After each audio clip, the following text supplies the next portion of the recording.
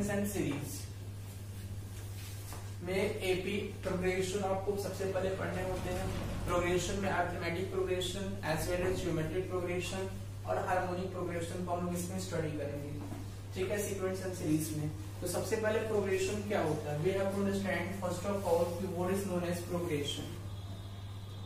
तभी तो इसके तीनों पार्ट्स होते हैं प्रोग्रेशन के। प्रोग्रेशन के जो है वो 3 टाइप्स हैं, एपी, जीपी एंड एचपी।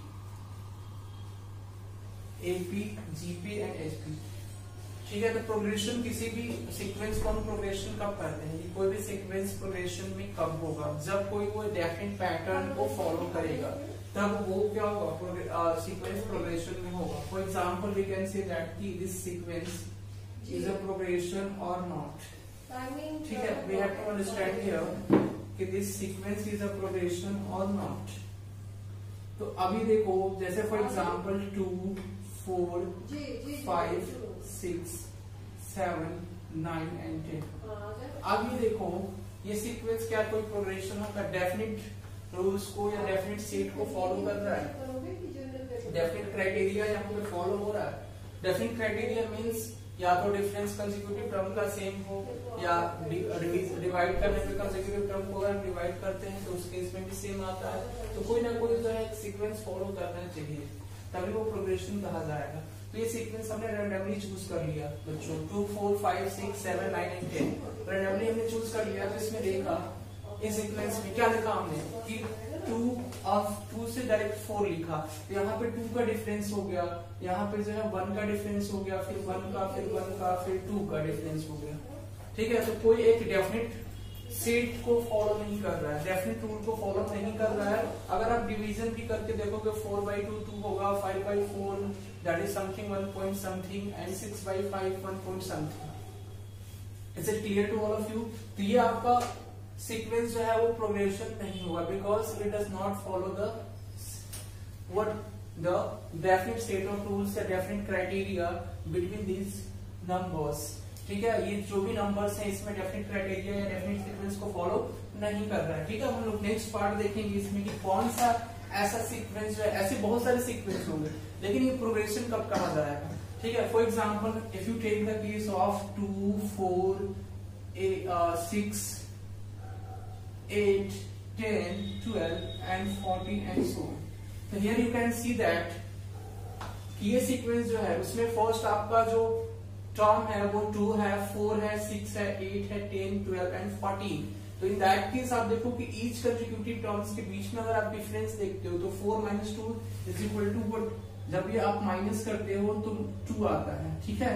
फिर 6 - 4 that is equal to 2, 8 - 6 that is equal to 2, 10 - 8 is equal to 2 and 2 up to so on. तो आप देखो कि सभी कॉन्सेक्यूटिव टर्म्स में जो डिफरेंस है, मतलब जो सक्सेसिव टर्म है उसको, उसमें से प्रीसीडिंग टर्म्स को माइनस करते हैं, तो इस केस में क्या होगा, जो पहले वाला टर्म है उसके बाद का टर्म में से पहले वाले टर्म को घटाते हैं तो हर एक केस में 2 आ रहा है। तो इट मीन्स दैट यहाँ पे प्रोग्रेशन कैसा होगा, एक डिफाइंड वे में है, डिफाइंड सेट ऑफ रूल्स है, डिफाइंड क्राइटेरिया को फॉलो कर रहा है। तो ये आपका सीक्वेंस क्या हो जाएगा, प्रोग्रेशन हो जाएगा। It is clear? तो ये आपका सीक्वेंस प्रोग्रेशन होगा। और इस तरह के प्रोग्रेशन जिसमें डिफरेंस सेम आए उसको हम लोग बोलते हैं arithmetic progression, AP. Is it clear to all of you? It is known as AP. जिसमें क्या है, डिफरेंस सेम आए, जिसमें डिफरेंस सेम आए उसको हम लोग बोलते हैं कि वो सीक्वेंस किसमें होगा, एपी में होगा। AP is known as arithmetic progression. तो इसी के बारे में पढ़ेंगे हम लोग। सेकेंड नंबर देखो आप, एग्जाम्पल नंबर फर्स्ट है ये प्रोग्रेशन का, ये प्रोग्रेशन नहीं है, this is not a progression, ठीक है। तो इसको आप नहीं लिखेंगे। एग्जाम्पल नंबर 1 आपका प्रोग्रेशन का था जो एपी में है। एग्जाम्पल नंबर 2 आप देखेंगे 2 4 8 16 32 एंड सो ऑन। तो कैन यू टेल मी कि दिस प्रोग्रेशन इज इन, मतलब this sequence is a progression or not. तो ये प्रोग्रेशन होगा कि नहीं होगा? तो आप देखोगे, अगर आप डिफरेंस फाइंड आउट करोगे तो 4 - 2 2 एंड 8 - 4 4 एंड 16 - 8 8। तो डिफरेंस जो है वो भी कांस्टेंट नहीं है, डिफरेंस इसमें इक्वल नहीं है। जो हम डिफरेंस देख रहे हैं सेकंड टर्म में से फर्स्ट टर्म का और थर्ड टर्म में से सेकंड टर्म का, ये डिफरेंस नहीं यहाँ पे हमें मिल रहा है। इन दैट केस हम डिवाइड करके देखते हैं, डिवाइड करके देखेंगे तो this is 4/2 that is equal to 2, and 8 upon 4 is equal to 2 also, and 16 upon 8 is equal to 2 also, and 32 upon 16 is equal to 2 also. So that we can see that यहाँ पे जो division है, ratio second term upon first term, देखो this is second term 4 and this is first term, तो second term upon first term क्या है 2 है, and third term upon second term is equal to 2, and fourth term upon third term is equal to 2. तो देखो यहाँ पे ratio जो है वो इक्वल है, तो कॉमन रेशियो जिसमें इक्वल होता है उस तरह के सीक्वेंस को हम लोग, उस तरह के प्रोग्रेशन, ये अब सीक्वेंस प्रोग्रेशन बन गया इसलिए कि कॉमन रेशियो क्या है यहाँ पे सेम है. तो in that case we can say that this is the example of geometric progression. ये आपका एग्जांपल हुआ किसका, ज्योमेट्रिक प्रोग्रेशन का. तो this is an example of geometric progression. Geometric progression का एग्जांपल तो इस तरह के हम जिसमें common ratio second term upon first term and third term upon second term करने पे जिसमें कॉमन रेशियो क्या हो, सेम हो, तो उस तरह के प्रोग्रेशन को हम लोग बोलेंगे कि वो ज्योमेट्रिक प्रोग्रेशन होगा. क्लियर है. तो ये आपके प्रोग्रेशन के टाइप्स हैं. तीसरा टाइप्स है जो हम लोगों को स्टडी करते हैं वो आपका है हार्मोनिक प्रोग्रेशन. तो इसमें भी एग्जांपल हम लोग देखते हैं. ठीक है. तो एग्जांपल में देखेंगे 1 1 1 अगर आप लेते हो, हमने क्या लिया 1 1 1. ठीक है. एग्जांपल में हार्मोनिक प्रोग्रेशन के लिए तो देखो 1 1 1 second term minus first term करोगे, इसका डिफरेंस कितना है 0, इसका भी डिफरेंस 0 है. इट मींस दैट कि ये अरिथमेटिक प्रोग्रेशन में होगा, इसलिए अरिथमेटिक प्रोग्रेशन में डिफरेंस 0 हो सकता है, बिकॉज की जो डिफरेंस है 0 भी हो सकता है, पॉजिटिव भी हो सकता है और नेगेटिव भी हो सकता है. क्लियर है ये बात सबको. तो इसलिए अरिथमेटिक प्रोग्रेशन में होगा, लेकिन क्या हार्मोनिक प्रोग्रेशन में होगा हम लोग चेक करेंगे. तो हार्मोनिक प्रोग्रेशन में क्या करते हैं, हम इसको रेसिप्रोकल करते हैं. जो टर्म है जैसे फर्स्ट टर्म हो गया, सेकेंड टर्म हो गया और थर्ड टर्म हो गया. ठीक है. ये प्रोग्रेशन तो हमें डिफाइन हो गया कि प्रोग्रेशन है, इसलिए कंसेक्यूटिव टर्म्स का जो डिफरेंस है वो आपका सेम आ रहा है. That's why we can say that this follows the rule of progression. Is it clear to all of you? Okay. The next part of this, इसमें आपको समझना है कि अब ये एसपी में होगा कि नहीं, हार्मोनिक प्रोग्रेशन में होगा कि नहीं होगा. तो आपको क्या करना है, इसके टर्म्स को रेसिप्रोकल कर देने हैं. तो 1 upon 1 will be what 1 and 1 upon 1 is equal to 1. तो 1 का रेसिप्रोकल इटसेल्फ क्या होता है 1 होता है, इसलिए 1 ही एक ऐसा नंबर है जिसका रेसिप्रोकल क्या होता है 1 होता है. और कोई नंबर है इनके रेसिप्रोकल सेम होते हैं. Can explain me. -1 का रेसिप्रोकल क्या होगा -1 होगा. तो 1 और -1 का रेसिप्रोकल 1 होगा. आप कहोगे कि सर 0 का रेसिप्रोकल भी 0 होता है, तो 0 का रेसिप्रोकल क्या हो जाएगा 1 upon 0. 0 का रेसिप्रोकल आप देखोगे तो this is 1 upon 0 and that is equal to what undefined, not defined. ठीक है. तो आपको ये नहीं बोलना है कि 0 का भी रेसिप्रोकल सर जो है वो 0 होता है. इन that case is it clear. 0 means what, if 0 is written here means 0 upon 1 यहाँ पे लिखा हुआ है. इंडायरेक्टली इसमें 1 क्या है, रिटन फॉर्म में छुपा हुआ है 1. तो आपको 1 upon 0 it means not defined. ठीक है. उसका रेसिप्रोकल क्या होगा नॉट डिफाइंड. तो हम रेसिप्रोकल 1 का करते हैं तो 1 होगा. अब क्या करना है, अब इसके कंसेक्यूटिव टर्म्स का डिफरेंस देखना है. अगर वो सेम होगा तो एसपी में होंगे, यानी देखो कंसेक्यूटिव टर्म का डिफरेंस सेम ही टर्म आ जाएगा 1 1 1, तो 0 0 होगा, यानी ये भी क्या होगा आपका एसपी में होगा. तो this 3 terms are in SP. SP का सबसे इंपॉर्टेंट एग्जांपल है ये, और शॉर्ट ट्रिक में भी इसी चीज का हम यूज करेंगे in the next coming question. ठीक है. समझ में आया. कोई भी सीक्वेंस एपी में कब होगा, अरिथमेटिक प्रोग्रेशन में कब होगा, कोई भी सीक्वेंस जीपी में कब होगा, और कोई भी सीक्वेंस एसपी में कब होगा. तो हम लोग एपी के बारे में पढ़ेंगे, एपी के टर्म्स पढ़ेंगे, उसके बाद कैसे how to find out the number of terms. ठीक है. कैसे हम नंबर ऑफ टर्म्स एपी में डिस्कस करेंगे, फाइंड आउट करेंगे, and sum of n terms को निकालने का तरीका हम देखेंगे एपी के केस में. ठीक है. तो एपी अरिथमेटिक प्रोग्रेशन. क्वेश्चंस भी हम लोग करेंगे with in 2 seconds. Short hits से हम लोग क्वेश्चंस करेंगे. इसके अरिथमेटिक प्रोग्रेशन में क्या होता है समझते हैं हम लोग. कोई भी नंबर्स एपी में कब होता है, जब उसके कंसेक्यूटिव टर्म्स का डिफरेंस सेम हो. I have told you earlier. ठीक है. तो इसके बारे में हम आपको बता चुके हैं कि कंसेक्यूटिव टर्म्स के बीच में डिफरेंस क्या हो, सेम हो. It means we can say that suppose this is the first term a1, second term is a2. हम ये सपोज कर रहे हैं कि फर्स्ट टर्म आपका क्या होगा a1. तो ये आपका फर्स्ट टर्म हो गया. This is first term and a2 is what, a2 is second term, and this is a3 third term A4, A5, A6 up to so on, कहां तक जाएगा? AN तक जाएगा। Is it clear? तो ये AP में कब होगा? ये प्रोग्रेशन जो एपी में कब होगा? जब कॉमन डिफरेंस सेम हो। It means that common difference को हम लोग मान लेते हैं D। Is it clear to all of you? D is equal to what? A2 minus A1, second term minus first term, और यही इक्वल हो किसके? Third term minus second term, A3 minus A2, and यही equal हो A4 minus A3 की equal हो, A4 minus A3 की equal हो, and this equals what? A5 minus A4 also, and A6 minus A5 also, and so on. कहां तक जाएगा ये? AN minus AN minus 1। Is it clear? किसी को कोई डाउट इसमें?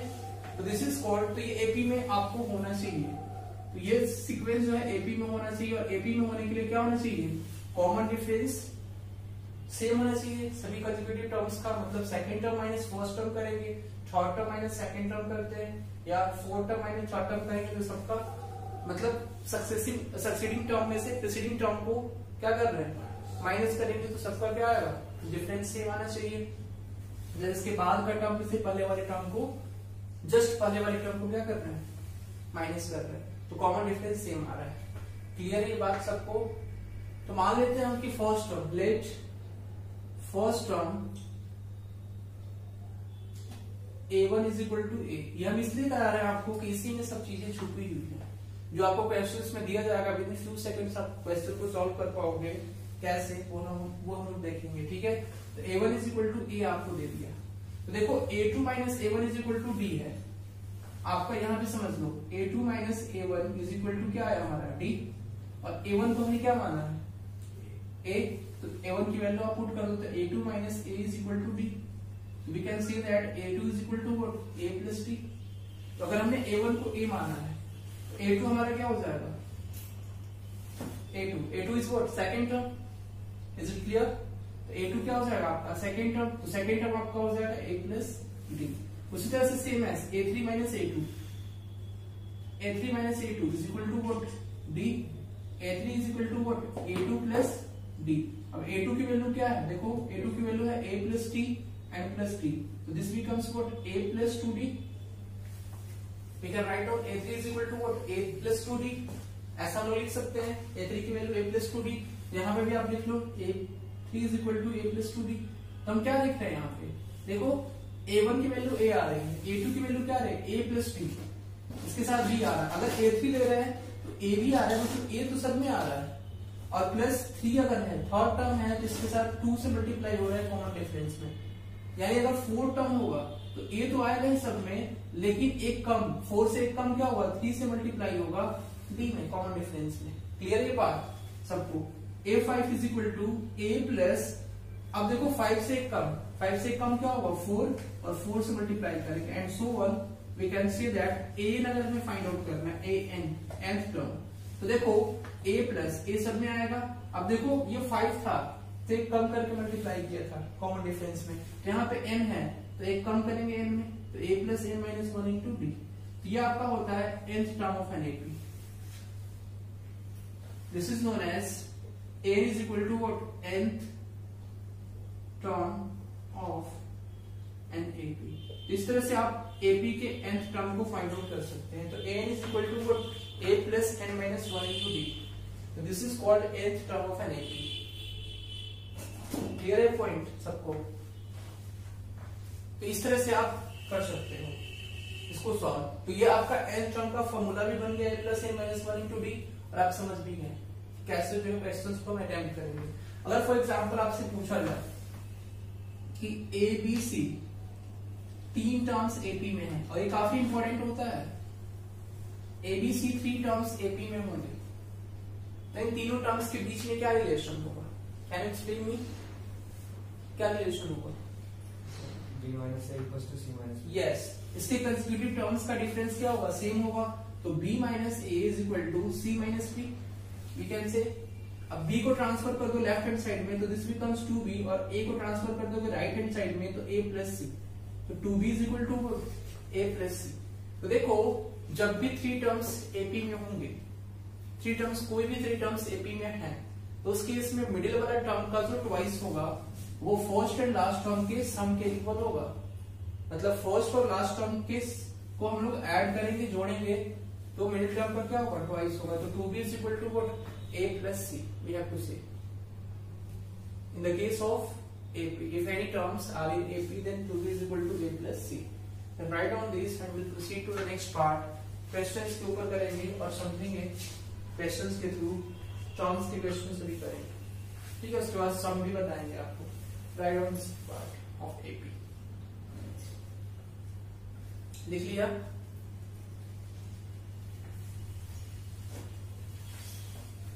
तो क्वेश्चन नंबर फर्स्ट है आपका, क्वेश्चन नंबर फर्स्ट,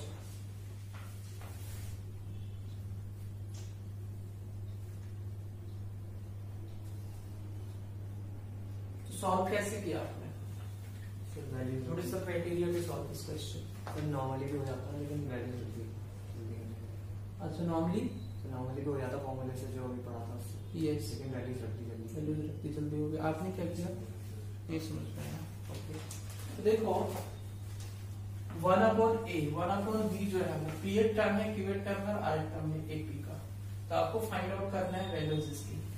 तो आप कैसे फाइंड आउट करना, देखो एबी के बारे में कोई कंडीशन नहीं दिया गया है कि क्या हो सकता है। तो मान लेते हैं कि ए भी 1 है, बी भी 1 है और सी भी 1 है, तीनों क्या है 1 है। ऐसा तो नहीं दिया ना कि आर इसका कॉमन डिफरेंस जो है वो 0 नहीं होगा, ऐसा तो नहीं है। तो ए बी सी को आप क्या मान लो 1, ए बी और सी तीनों को आप 1 मान लो, और पी को क्या मान लो 1, क्यू को मान लो 2 एंड आर को मान लो आप 3। कि पी क्या आपका फर्स्ट टर्म है, क्यू क्या है। अब इसको 1 1 1 नहीं मान सकते इसलिए कि टर्म है, तो टर्म हमेशा क्या होंगे, फर्स्ट टर्म होंगे, सेकंड टर्म होंगे और थर्ड टर्म होंगे। तो पी की वैल्यू 1 मान लो, क्यू की वैल्यू 2 और आर की वैल्यू 3, ठीक है। तो ए इंटू बी 1 हो जाएगा, अब 1 बी इंटू सी भी 1 और ए इंटू सी भी 1। तो इसकी कोई मतलब नहीं है इसके बारे में। इसकी वैल्यू क्या हो जाएगी आपकी 1, ए बी की वैल्यू 1 हो जाएगी, बी सी की वैल्यू 1 हो जाएगी और ए सी की वैल्यू 1 हो जाएगी। तो इसको आप स्किप कर दो, कोई मतलब नहीं है। p minus q is what 1 minus 2, ये हो जाएगा -1 and plus q minus r, q minus r 2 minus 3 -1, ठीक है, और प्लस r माइनस p, तो plus 2। r minus p is what 3 minus 1 that is equal to 2। तो -1 और -1 -2 और -2 प्लस 2 विल बी व्हाट 0। समझ में आया? तो इसका आंसर क्या होगा 0। क्लियर आपका आंसर? 1 आ रहा है। क्या आपने रखा था सर? मैंने बस एबीसी की वैल्यू भी 1 2 3 रखी थी, बाकी कुछ नहीं। एक बार चेक कीजिए कहीं मिस्टेक हुआ होगा। 0 आ रहा है इसका आंसर, 0 होगा। समझ में आया सबको? कोई डाउट? देखो ना सर, तो इजी है। हाँ बोलिए। इसमें मिस्टेक होने के चांसेस नहीं है। आपने 1 2 3 आपकी बात को समझ रहे, एबीसी आपने 1 2 3 रखा होगा ना, तो उसमें कंफ्यूज होने के चांसेस है, इसीलिए तो हमने 1 रखा। अब जब 1 2 3 रखोगे तो आपको पता है, हाँ वो वहां इतने ही बनेगा। हाँ, तो 1 2 3 रखोगे आप, तो यहाँ पे एपी होना चाहिए ना। अब समझो इस 1/2 हो जाएगा, 1 क्या हो जाएगा, ये 1/1 1 और 1/2 और 1/3 हो जाएगा आपका। तो ये चेक करना होगा ना कि एपी में होने चाहिए, ठीक है। तो आपने गलत वैल्यू पुट रखी और गलत में आपका आंसर आया, तो इसलिए हमने बोला कि ए की वैल्यू 1, बी की वैल्यू 1 और सी की वैल्यू 1 रखोगे तो तीनों 1 1 1 हो जाएंगे और कॉमन डिफरेंस 0 है, तो एपी में होंगे ही होंगे। समझ में आ रहा है आपको ये बात? Is it clear? इसलिए कि एपी में कॉमन डिफरेंस के बारे में आपको बताएंगे। तो डी क्या हो सकता है, 0 भी हो सकता है, पॉजिटिव भी हो सकता है और नेगेटिव भी हो सकता है। अब सेकेंड नंबर क्वेश्चन, डी के बारे में आप लिख भी लो यहाँ पे कि डी क्या होता है, common difference of an AP. ऐसे प्रॉपर्टी में भी लिखवाएंगे आपको, अभी प्रॉपर्टी पार्ट बताएंगे। तो common difference of an AP is equal to what, positive भी होता है, 0 भी होता है, एज वेल एज नेगेटिव भी होता है। क्लियर है? तो अब नेक्स्ट पॉइंट देखो आप, if ABC are AP then A minus C का होल स्क्वायर इक्वल्स। इसको आपको क्या करने की जरूरत है, सॉल्व करने की जरूरत है। Same question within few seconds we can solve this. कैसे बताइए? Within few seconds you can solve. अब बोलोगे कि सर 1 1 1 रखेंगे, तो देखो 1 1 जब आप रखोगे तो इस केस में क्या होगा, प्रॉब्लम होने वाले हैं, इसलिए कि बी स्क्वायर माइनस ए सी ये भी 0 बन जाएगा, ये 0 बनेगा नहीं, ये भी 0 बनेगा नहीं सर, तो फिर प्रॉब्लम किस चीज में है? जब सब जो है डिफरेंट आ रहे हैं ना, 4 माइनस 1 3 आ रहा है, ये भी डिफरेंट ये भी डिफरेंट आ रहा है, तो 1 1 1 रख दो, कोई बात नहीं। तो जब 1 1 1 रखोगे आप, ए बी सी तीनों की वैल्यू क्या होगी? 1 1 1, तो ए माइनस सी का होल स्क्वायर कितना होगा बताओ? 1 माइनस 1 0, और 0 का होल स्क्वायर क्या होता है? 0। तो देख लो किससे 0 आंसर आ रहा है, तो फर्स्ट नंबर से 0 आ रहा है, किसी और से आ रहा है? और से 0 आ रहा है, देखो ना, 4 इंटू 1 का स्क्वायर 1 और 1 minus 1 into 1 that is 1 into 1 1, तो यहाँ पे आपका हो जाएगा 4 इंटू 0 और 4 into 0 is equal to 0। Clear है? किसी को कोई डाउट? ये part 4 into B square plus A C, ये पार्ट से करेंगे तो आपका क्या होगा? 1 प्लस 1 2 4 2 8, ज्यादा आ रहा है, 0 किसी में नहीं आ रहा, तो option number A would be the correct answer. a minus C 2b square भी इक्वल होगा, a minus C 2b square भी इक्वल होगा, a minus C a minus C का होल स्क्वायर। हाँ, a माइनस सी का whole square पूछा जा रहा है, तो आपको ऑप्शन मिला है कि 4 इंटू बी स्क्वायर माइनस सी। इन सभी ऑप्शंस में किसके सर ये 2b के होल स्क्वायर भी इक्वल भी होगा ना? नहीं, 2b के होल स्क्वायर के इक्वल होगा, जो ऑप्शन में दिया रहा है तो चेक करते, नहीं हो सकता c ना, माइनस नहीं हो सकता। 2b माइनस होल स्क्वायर के इक्वल कैसे होगा? a माइनस सी का होल स्क्वायर है, तो इसके इक्वल होगा 4 इंटू बी स्क्वायर माइनस सी। कोई डाउट किसी को? अच्छा क्वेश्चन था ना, और विद इन फ्यू सेकंड्स आप कर पाए। समझ में आया आपको? अब भाई मैटर अगर इसको करेंगे तो कैसे करेंगे? दोनों आना चाहिए ना, क्या पता जो है वो आप भूल गए शॉर्ट ट्रिक और आपने गलत रख दिया, तो भाई मैटर भी आना चाहिए। तो भाई मैटर इसको कैसे करेंगे? Can you explain me? भाई मैटर सर आपने शॉर्ट ट्रिक ही इतना जबरदस्त बता दिया कि मैटर जानने की कोई जरूरत ही नहीं है ना? क्या बताइए।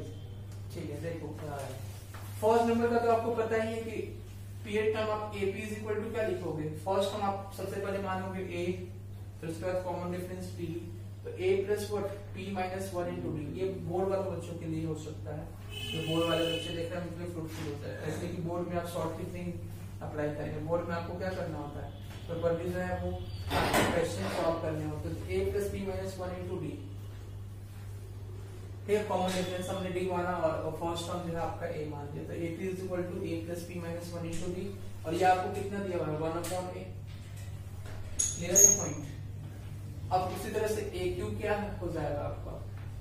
ए plus Q minus 1 into D, और ये क्या हो जाएगा?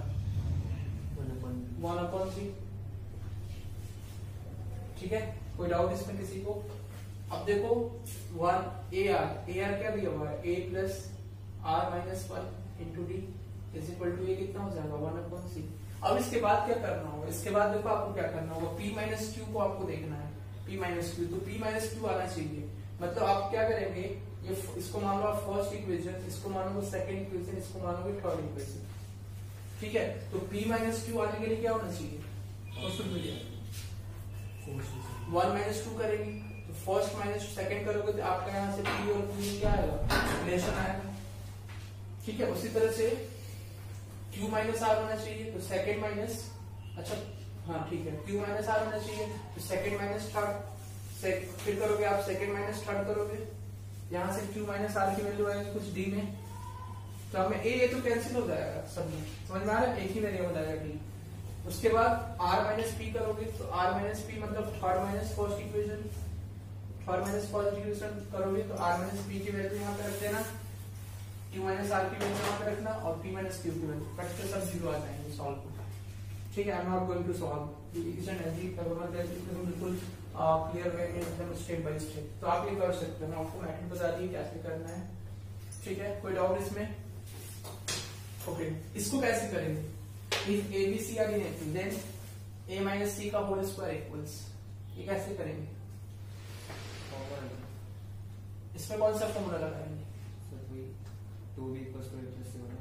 Yes, 2b is equal to a plus c, तो a minus c का होल स्क्वायर है ना, तो a plus c कैसे रखते हैं हम यहाँ पे? a माइनस c को हम जब इसको खोलेंगे तो फिर a square plus c square minus 2ac आएगा। हाँ, अच्छा okay, a square plus c square minus 2ac, हाँ ए square plus C square minus 2ac। अब क्या करेंगे? ये सर फॉर्मूला के हिसाब से ये बनेगा b minus a equal to C minus B.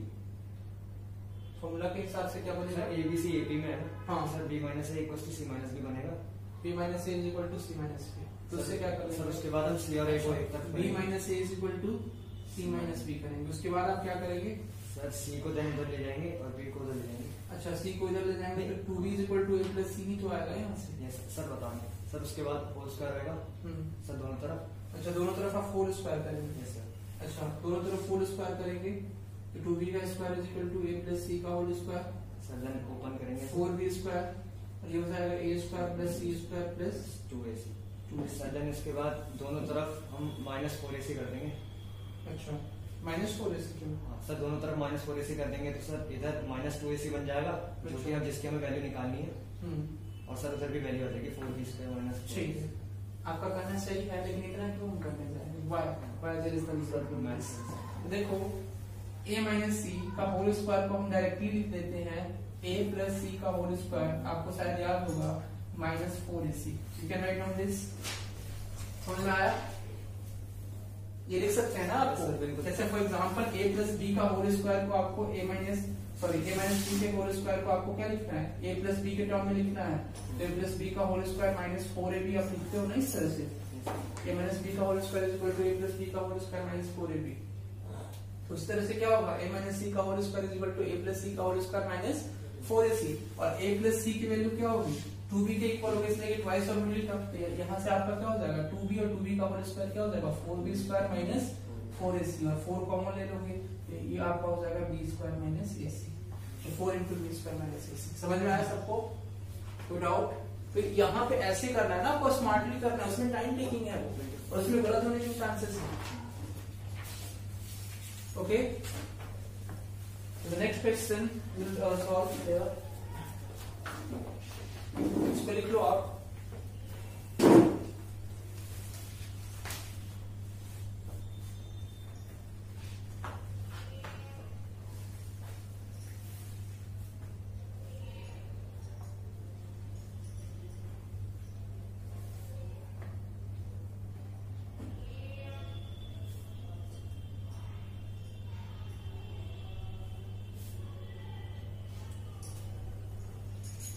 जैसे आपको क्वेश्चन में आ जाए मिडिल टर्म निकालने के लिए। उसके पहले हम सपोज वो टर्म्स को कंसिडर करने का हम मानते हैं। जैसे मान लो आपको 3 टर्म्स एपी में 2 टर्म्स कंसिडर करने के लिए आते हैं। ठीक है तो 2 टर्म्स एपी में क्या होंगे? 3 टर्म्स एपी में क्या होंगे? 4 टर्म्स। ऐसे देता है कि 3 terms of an AP is equal to this. ठीक है ऐसे लाइक दैट क्वेश्चन देता है। तो आपको कैसे करेंगे terms to consider the terms in an AP। AP में आपको टर्म्स को कंसिडर करना है। ठीक है तो जैसे 2 टर्म्स आपको कंसिडर करने होंगे। 2 टर्म्स तो आप क्या क्या कंसिडर करेंगे? अगर आपको बोला जाए कि 2 टर्म्स जो है AP के समथिंग दिए होंगे तो आप 2 टर्म्स कौन से कंसिडर करेंगे? बता सकते हैं आप? a माइनस टी 2 टर्म आपको कंसिडर करना है a माइनस टी और a प्लस टी। अगर कहा जाए कि AP के 2 टर्म का समथिंग दिया हुआ है ठीक है और कॉमन आपको जो है वो a दे दिया या मतलब कुछ और दे दिया इंफॉर्मेशन तो आप उस केस में आपको बोला जाए कि AP के 2 टर्म्स का सम जो है आपको दिया हुआ है 24। तो आपको फाइंड आउट करना है AP। फाइंड आउट कर पाएंगे आप? इतना इंफॉर्मेशन क्या करेक्ट है फाइंड आउट करने के लिए? नहीं, इसलिए कि d तो कैंसिल हो जाएगा, a की वैल्यू आएगी तो उसके लिए कोई एक टर्म आपको देना होगा। ठीक है तो मतलब फॉर एग्जांपल हम आपको ऐसे बता रहे हैं कि 2 टर्म्स आपको कंसिडर करने के लिए तो इस तरह से a माइनस टी और a प्लस टी कंसिडर करना है। ठीक है और इसमें देखो इसमें डिफरेंस जो है कॉमन डिफरेंस कितने का होगा? 2d का कॉमन डिफरेंस होगा। d minus of minus d 2d का। ठीक है अगर 3 टर्म्स आपको कंसिडर करने के लिए आए 3 टर्म्स तो उस केस में आप क्या करोगे consider? a minus t a और a plus t. a minus t करोगे कंसिडर और ए करोगे as well as a plus D consider करोगे, तो इसमें डिफरेंस कितना का होगा, इसमें डी का होगा। उसी तरह से एक चीज हम आपको एनालाइज कराना चाहते हैं, 4 टर्म्स आपको अगर कंसिडर करना हो तो 4 टर्म्स में क्या आप कंसिडर करोगे बताओ, a माइनस 2d कि 3d, a माइनस 3d होगा यहाँ पे, फिर हो जाएगा a माइनस d, फिर a plus d and a plus 3d, तो यहाँ पे डिफरेंस 2d का होगा।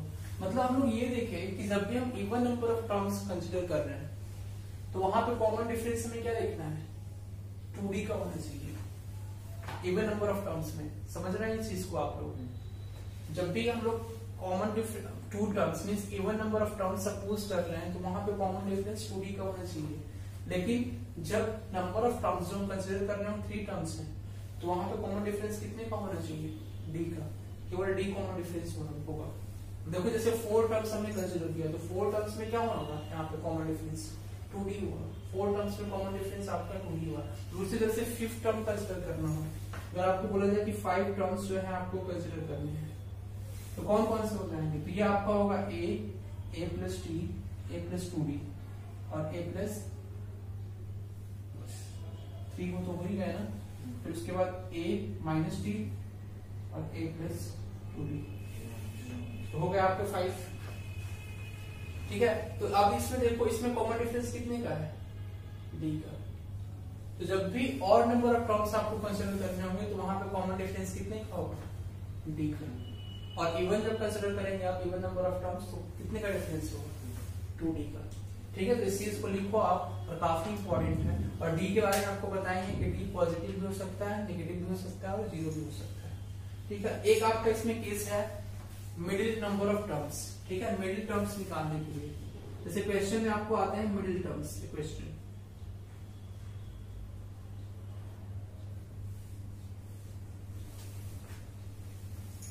तो मिडिल टर्म से क्वेश्चन क्या आते हैं आपके, समझ लो इससे, ये समझ में आया ना आपको, इसके ऊपर बेस्ट क्वेश्चंस भी बताएंगे। सर ये 2 टर्म्स में a माइनस डी और a लेने में क्या प्रॉब्लम थी, 2 टर्म्स में a माइनस डी और a जब लेते हो ना तो आपका क्या होता है कि d भी रहता है वेरिएबल और a भी वेरिएबल होता है, 2 वेरिएबल आ जाते हैं। और यहाँ पे जब आप सम करोगे, देखो समेशन में इससे क्वेश्चन पूछे जाते हैं कि sum of 2 terms of an AP is this, तो सम जब आप करते हैं ना तो d और d कैंसिल हो जाएंगे, आप सब्ट्रैक्शन भी करोगे तो a और a कैंसिल आउट हो जाएगा। तो मेनली हम d को देखते हैं, सम को, इसलिए कि a और a तो सब्ट्रैक्शन में तो कैंसिल आउट हो ही जाएगा, लेकिन d और d भी कैंसिल आउट, तो वेरिएबल आपका a बचेगा। इसीलिए हम लोग जो है a माइनस डी और a प्लस डी को कंसीडर करते हैं। अब इसमें देखो a माइनस डी, a और a प्लस डी इसलिए कंसीडर किया गया है कि तीनों को आप अगर ऐड करते हो तो d और d कैंसिल हो जाएगा और आपका बचेगा केवल एक ही वेरिएबल बचेगा और आप इजीली फाइंड आउट कर पाओगे उस a को। क्लियर है पॉइंट? इसी तरह से a minus 3d, a minus t, a plus t और a प्लस 3d ये आपका लिखा हुआ है। तो इसमें देखो ये minus D plus D cancel, 3d plus 3d और माइनस 3d कैंसिल आउट हो जाएगा, तो एक ही वेरिएबल बचेगा। समझ में आया क्यों ऐसे कंसीडर किया गया है? क्लियर है ना? अब देखो इसमें मिडिल टर्म अब अगर फाइंड आउट करनी है, for example a1 a2 a3 up to an आपको टर्म दिया हुआ है। ठीक है, अब इसमें आपको आया कि मिडिल टर्म आपको क्या होगा, तब n की वैल्यू के ऊपर डिपेंड करेगा। अगर n आपका ऑड होगा, if n is equal to odd, then middle term क्या होगा आपका, मिडिल टर्म क्या होगा, मिडिल टर्म हो जाएगा आपका क्या हो जाएगा बताइए, n is equal to odd होगा तो n प्लस 1/2, ये क्या होगा आपका मिडिल टर्म हो जाएगा। क्लियर है? डाउट किसी को? तो ये टर्म जो होगा मिडिल टर्म क्या होगा, n प्लस 1/2n टर्म, ये n प्लस 1/2n टर्म जो होगा तो मिडिल टर्म होगा। लेकिन अगर n की वैल्यू इवन हो जाए, case number 2, if n is equal to even, n की वैल्यू अगर हम इवन कर दें तो उस केस में क्या होगा मिडिल टर्म, बता सकते हैं आप? मिडिल टर्म आपका हो जाएगा n/2th term plus n/2 plus 1th term by 2, ये आपका हो जाएगा मिडिल टर्म। मिडिल टर्म जैसे कभी कभी एपी में फाइंड आउट करने के लिए आता है, उसके ऊपर क्वेश्चंस भी करेंगे। ठीक है, इतना समझ में आया सबको। अब देखो नंबर ऑफ टर्म्स का लास्ट टर्म के फॉर्म में जो है वो आपको क्वेश्चंस के ऊपर करेंगे, लास्ट टर्म के भी क्वेश्चंस करेंगे इसके बाद। इसके ऊपर आप बेस्ट क्वेश्चन लिखो, इसको पहले लिखो, इसके ऊपर बेस्ट क्वेश्चन करेंगे।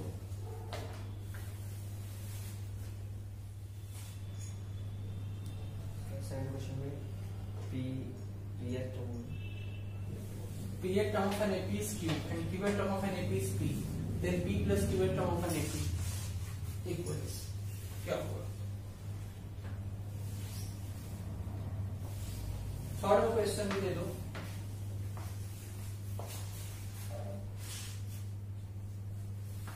थर्ड क्वेश्चन लिख लिया और साथ में सॉल्व करते जाएंगे। If ninth term of AP, ninth term and 19th term of an AP are 35 and 75, then 35 and 75, then find the 20th term of an AP। ठीक है, 20th टर्म आपको मतलब इसका 20th टर्म फाइंड आउट करना है। ठीक है, ए number option हो जाएगा 75, बी नंबर हो जाएगा 80, सी नंबर हो जाएगा 85 एंड डी नंबर ऑप्शन हो जाएगा आपका 90।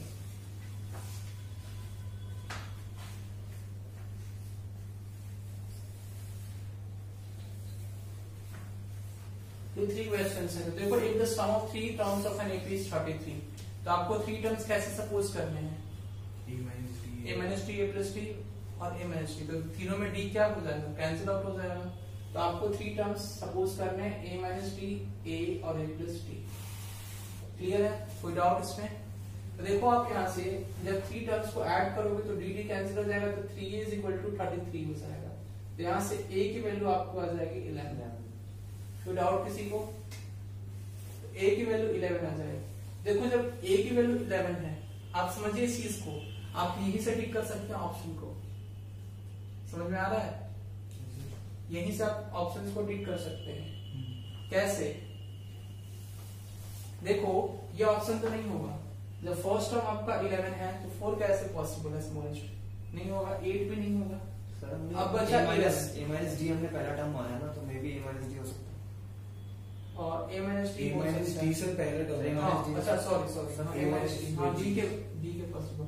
अगर a प्लस डी और a प्लस 2 भी मानते तब होता है, इसलिए कि माइनस डी भी माने हुए हैं ना, तो इससे हो सकता है कि वो 11 माइनस समथिंग भी हो, छोटा हो। ऐसा कर लो आप फिर, अब वही by rule their product is 792 दिया हुआ है, तो a माइनस टी a और a plus t is equal to क्या हो जाएगा आपका? 792। ठीक है, अब इसमें आप a स्क्वायर, a की वैल्यू आप पुट कर दो, तो a की वैल्यू आप जब पुट करोगे तो ये क्या हो जाएगा? 11 माइनस टी और इंटू 11 और इंटू 11 प्लस टी। यहाँ से इजिली सॉल्व हो जाएगा ये 792, तो 11 से कैंसिल आउट कर दो, 11 7 जा 27, 11 2 जा 22। क्लियर हो जाएगा? अब ये देखो 11 का स्क्वायर, a माइनस बी और a प्लस डी का क्या है? 121 हाँ, तो ये हो जाएगा a माइनस बी और a प्लस बी का फॉर्मूला होता है a square minus b square. तो 11 का स्क्वायर हो जाएगा 121 और minus d square is equal to 72। तो d square is equal to 121 minus 72। तो डी की वैल्यू कितनी आ जाएगी? D square is equal to 49 होगा। तो डी की वैल्यू हो जाएगी आपकी प्लस माइनस 7। तो प्लस 7 ही ले लो आप, कोई एक ही ले लो। ठीक है, तो प्लस 7 लोगे तो 11 माइनस 7 4। अच्छा 4 ही आ रहा है, a is equal to 11 minus 7, that is equal to 4। ठीक है, अब एक 11 होगा और दूसरा होगा 11 प्लस 7 मतलब 18। तो 4 आपका स्मॉलेस्ट टर्म होगा एक चीज, इसलिए कि माइनस डी था ना, सॉरी इस टाइम जो है माइनस डी था, तो इसलिए वो 11 से छोटा भी आ सकता है। कंसीडर किया p टर्म्स। देखो अब सेकंड में क्वेश्चन है p terms of an AP is q and 12 term of an AP is p। Then p plus qth term of an AP equals, तो p प्लस क्यूएट टर्म आपको AP का बताना है, क्या होगा? सी आ रहा है, सी आ रहा है, हाँ सर सी आ रहा है, सी आ रहा है आपका। आपका क्या आ रहा है आंसर?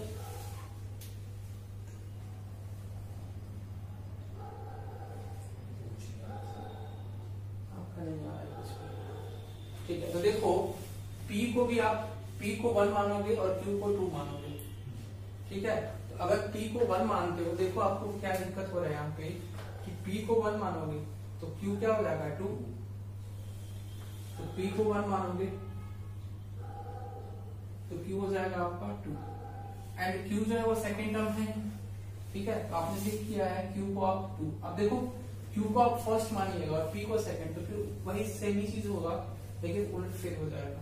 q का आपको क्या करना है, q आपने 2 माना तो p 1 हो जाएगा, मतलब इसका फर्स्ट टर्म जो है वो 2 है और सेकंड टर्म कितना है 1 है, समझ में आ रहा है। तो कॉमन डिफरेंस कितना होगा -1 का होगा।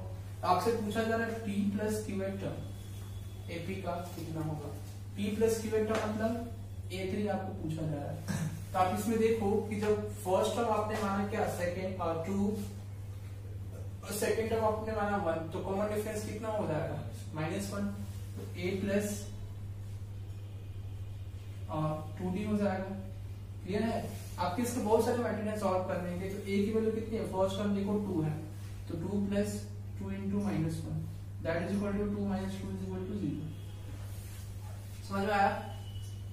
आंसर आपका कितना होगा, D option sir 0। p term की वैल्यू होना और p पीएट टर्म होना वो तो अलग अलग बात है ना। हाँ, तो p प्लस क्यूएट टर्म पूछ रहा है ना, मतलब p की वैल्यू आप पुट करोगे ना, p की वैल्यू आपने कितनी सपोज की है 1, आप समझ रहे हैं इस चीज को। पीएट टर्म मतलब फर्स्ट टर्म, p की वैल्यू 1 मतलब ये फर्स्ट टर्म है, तो फर्स्ट टर्म आपका q है, मतलब आपने 2 माना है वैल्यू, लेकिन यहाँ पे क्यूएथ मतलब क्यूएथ आपका इसका मतलब हो जाएगा 2 मीन सेकंड टर्म, समझ में आ रहा है आपको। और p आपका हो जाएगा, p की वैल्यू 1 है तो सेकंड टर्म इसका 1 है और फर्स्ट टर्म इसका कितना है 2 है, मतलब 2 और 1 इस तरह से AP जा रहा है, तो इसका कॉमन डिफरेंस कितना हो जाएगा -1, तो 2 और 1 माइनस 2 विल बी -1, और फर्स्ट टर्म आपका कितना हो जाएगा, फर्स्ट टर्म आपका इसमें है, फर्स्ट टर्म आपने माना है q is equal to 2, p को 1 माना है, 2 plus 2 into -1, 2 minus 2 is equal to 0। Clear है? क्वेश्चन से भी कर सकते हो आप, ऐसे भी देखो फर्स्ट टर्म को आप क्या मान लो a प्लस p माइनस 1, देखो समझो कैसे इसको बाय मैट्रिक करेंगे। AP इज इक्वल टू क्या होगा, a plus p minus 1 into d is equal to q है आपका, और qth term is AQ is equal to क्या है a plus q minus 1 into d is equal to आपका p दिया होगा। तो आपको पूछ रहा है p प्लस क्यूएट टर्म मतलब a plus p plus q minus 1 into d, यही तो पूछा जा रहा है आपसे, a p plus qth term ये तो पूछा जा रहा है कि क्या होगा। तो देखो आप क्या करो, इसमें इसको माइनस कर दो और यहाँ